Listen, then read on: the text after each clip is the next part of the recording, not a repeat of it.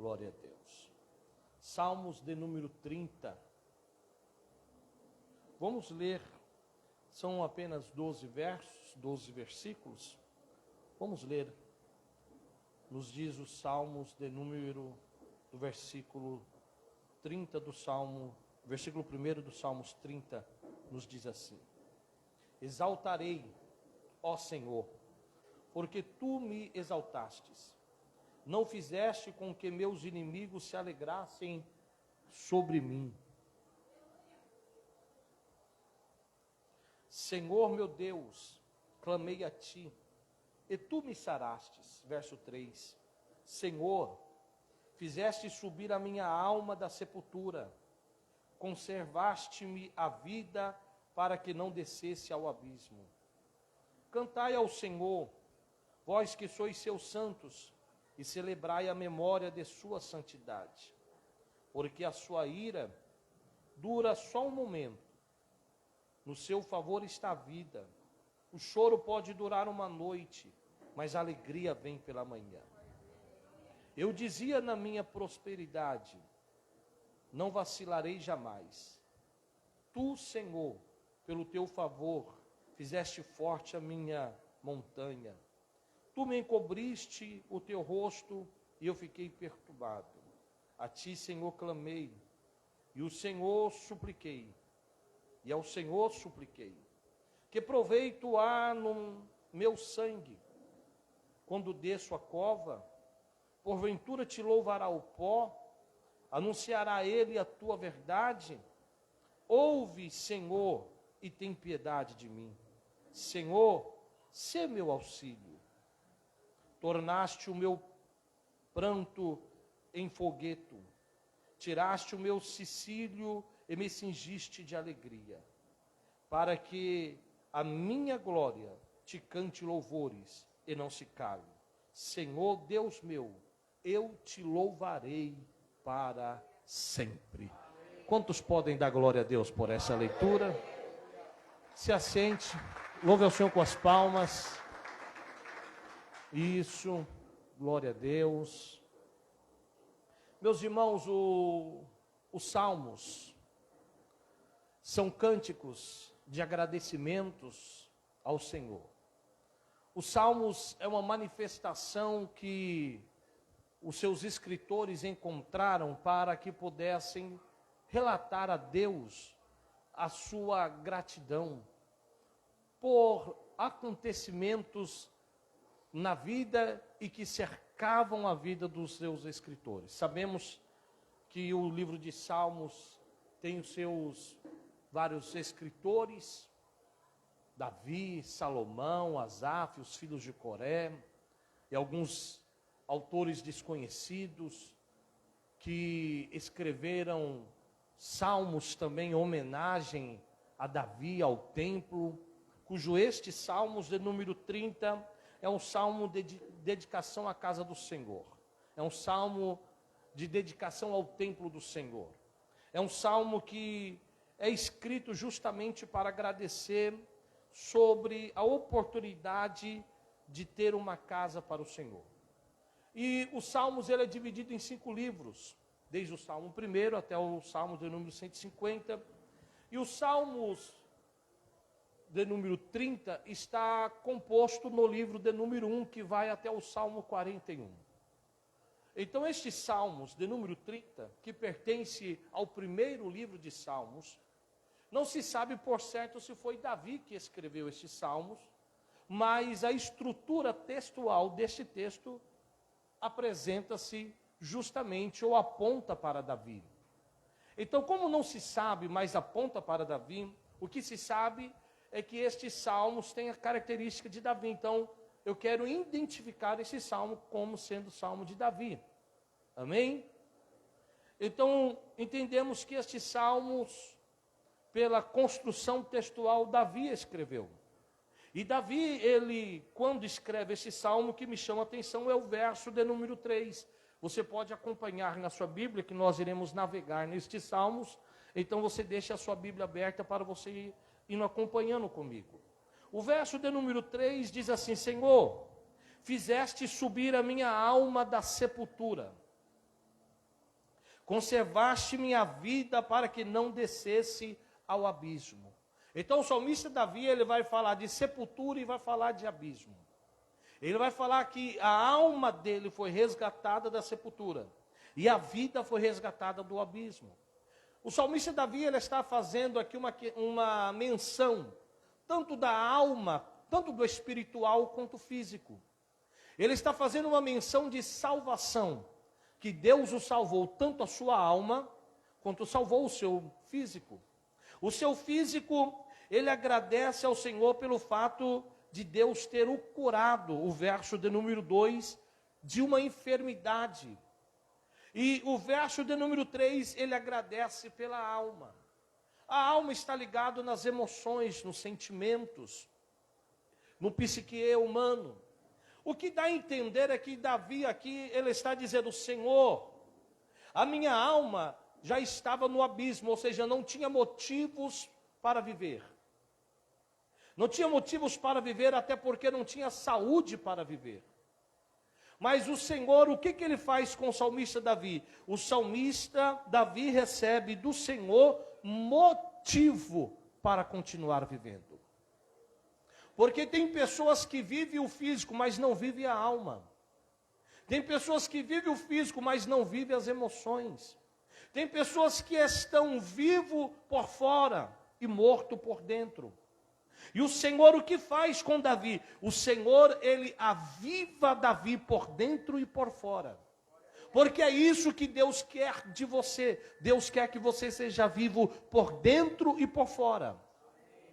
Como assim ser vivo por dentro e por fora? Porque há uma questão espiritual, do Espírito de Deus está ligado com o nosso espírito. Motivação para viver. É justamente isso que Davi, ele vai relatar neste salmo: Senhor, o Senhor conservou a minha vida desse abismo. Eu não tinha motivos para viver. E Davi, ele vai enumerando alguns motivos que ele não tinha para viver. Os Salmos, o versículo de número 1 vai dizer que o Senhor fizesse com que os seus inimigos não se alegrassem mais da situação de vida dele. Era um dos motivos. Ele vivia preocupado com isso.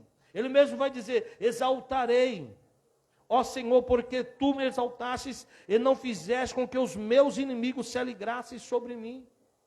O motivo da vida de Davi era o fato dos inimigos falarem dele, falarem da situação da vida dele, do que aconteceu com ele. Então Deus, ele vai reverter as falácias de Davi, acerca da história de Davi, que os seus inimigos estão tendo dele. Aí Deus vai mudar isso.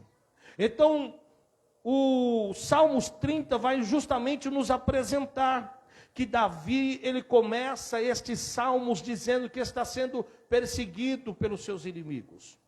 Os seus inimigos têm se levantado contra ele. Os seus inimigos têm armado situações que têm deixado a sua alma aprisionada, que têm deixado o seu corpo enfermo. Mas embora que os seus inimigos tenham agido desta forma para com ele, Davi, no verso de número 12, Davi, ele vai dizer: Senhor, eu te louvarei para sempre. Ou seja, Davi, ele não tem vida espiritual, porque a sua saúde também está prejudicada por causa dos seus inimigos. Então Davi começa dizendo que a vida dele tem obstáculos, a vida dele tem impedimentos, a vida dele tem prejuízos. Embora que ele começa com o Salmo 30 dizendo sobre isso, ele termina o Salmo 30 dizendo: eu exaltarei para sempre. O que o salmista está tentando nos dizer é que o começo pode ser difícil. É que o começo pode ser perturbador. É que o começo os inimigos podem se levantar. É que o começo pode haver mentiras, inverdades, falácias, mas o final não será desta maneira. O final será motivação de alegria, de canto, de júbilo, porque ele diz: eu cantarei louvores e eu exultarei para sempre. Sabe que o salmista está dizendo? Que Deus, ele tem o poder de mudar estas situações. Os inimigos estão olhando para você, para a sua vida, para a sua história, para o seu ministério, estão dizendo assim: não vai ter sucesso, não vai ter êxito, é um sonho frustrado, é um sonho morto, é uma semente que não vai germinar, é algo que não vai dar certo. Mas Davi está dizendo: ei, vai dar certo, cante, se alegra, porque Deus, ele vai te dar vida espiritual, vida física, vida emocional. Deus vai te dar condições. Oh, glórias! Coloque a sua mão no ombro de alguém e diga: Deus vai te dar graça diante os seus adversários. Aleluia! Muitas pessoas aqui na história de Davi, nos salmos, na construção que Davi ele vem escrevendo, muitas pessoas apontam, falam, menosprezam, mas Davi ele vem dizendo que o Senhor, ele muda estas situações na vida de Davi. Por que o Senhor muda? Porque Davi clamou ao Senhor, porque Davi pediu, porque Davi ele suplicou, porque Davi ele disse: Senhor, eu não posso me justificar diante de muitos, mas o Senhor pode justificar. E é isso que Deus faz. Deus justifica Davi. Deus justifica Davi dando saúde para ele. Deus justifica Davi dando longevidade de dias para ele. Porque os inimigos de Davi achavam que Davi ia morrer logo. Achavam que Davi não tinha mais perspectiva para lutar, não tinha mais um norte. Ia morrer por ali, ia estacionar por ali. Mas o que Deus fez com Davi? Deus deu saúde para ele, Deus curou ele, Deus curou o seu físico e Deus curou o seu emocional. Porque Davi agora ele anda e não anda mais de cabeça baixa. Ele anda de cabeça erguida, porque ele anda louvando, salmodiando. É isso que Deus está fazendo. É isso que Deus está fazendo com vocês. Deus está fazendo com que vocês andem sobre esta cidade, que vocês permeiam esta cidade de cabeça erguida, sarados, curados.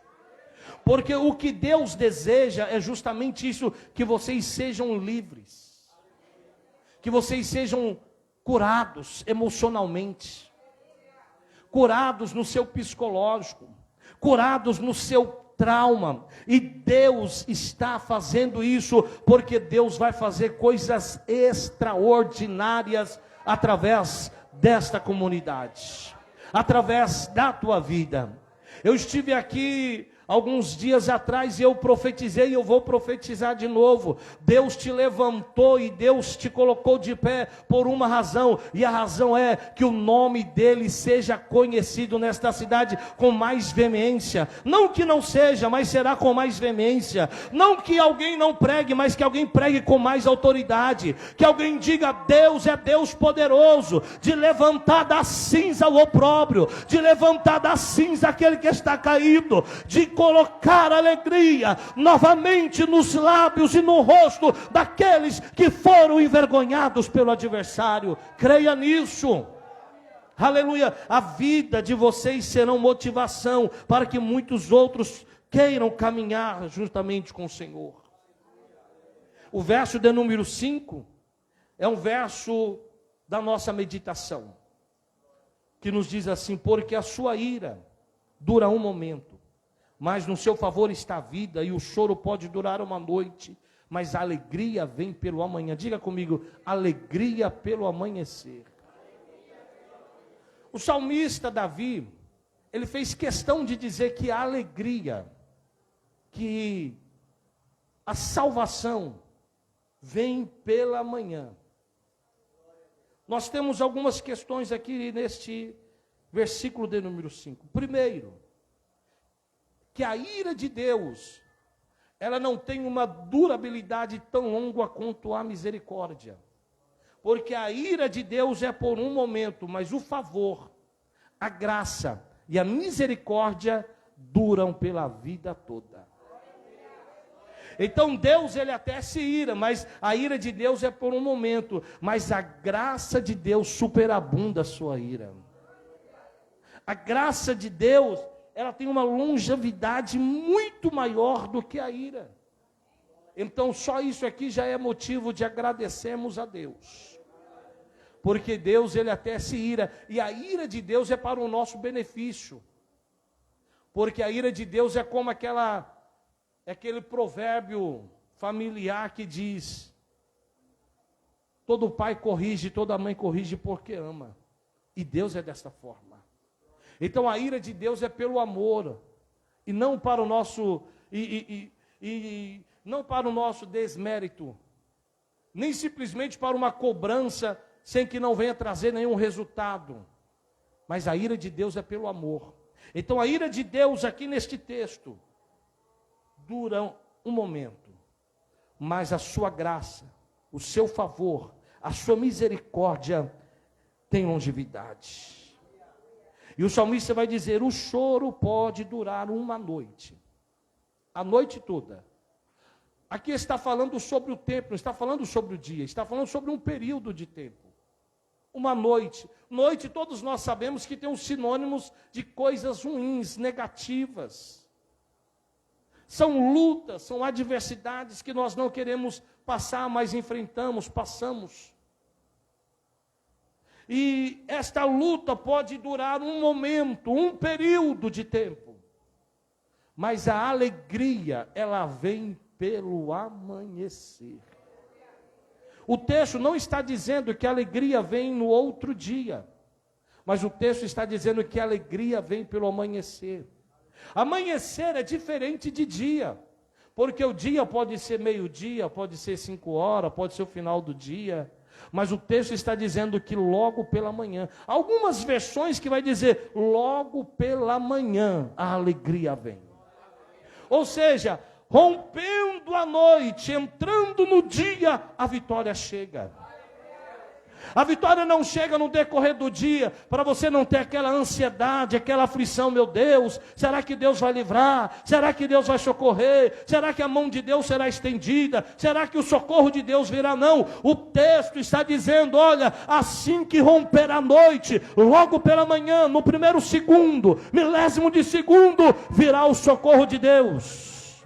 Virá o refrigério de Deus, as mãos de Deus serão estendidas logo pelo amanhecer sobre a tua vida. Aleluia.